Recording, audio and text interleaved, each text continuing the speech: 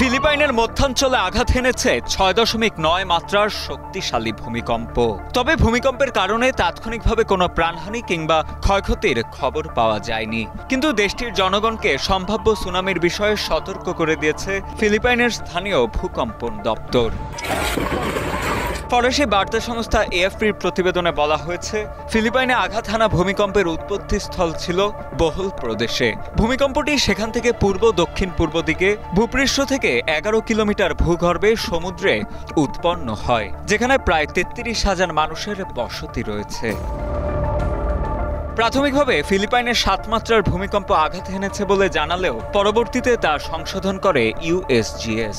মার্কিন এই ভূতাত্ত্বিক সংস্থাটি জানায়, ফিলিপাইনের মধ্যাঞ্চলে ৬.৯ মাত্রার ভূকম্পন রেকর্ড করা হয়েছে।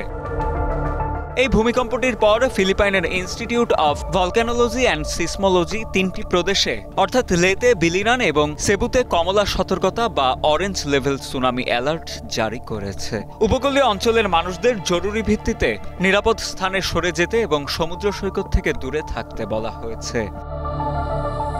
মার্কিন ভূতাত্ত্বিক জরিপ সংস্থা ইউএসজিএস এর মডেল অনুমান অনুযায়ী মধ্যাঞ্চলীয় ভিসিয়ান দ্বীপপুঞ্জের ৫ লক্ষেরও বেশি মানুষ খুব তীব্র কম্পন অনুভব করেছেন। সংস্থাটি জানিয়েছে, এই মাত্রার তীব্র কম্পন দুর্বলভাবে নির্মিত এবং ত্রুটিপূর্ণ নকশার কাঠামোতে উল্লেখযোগ্য ক্ষতি করতে পারে। এমনকি ভালোভাবে তৈরি করা সাধারণ ভবনগুলোতেও সামান্য থেকে মাঝারি ক্ষয়ক্ষতি হতে পারে।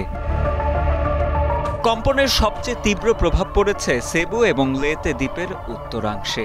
এমন পরিস্থিতিতে বোগোর স্থানীয় কর্তৃপক্ষ সামাজিক যোগাযোগ মাধ্যমে জানিয়েছে যে তারা ইতোমধ্যে উদ্ধার ও ত্রাণ কার্যক্রম শুরু করেছে।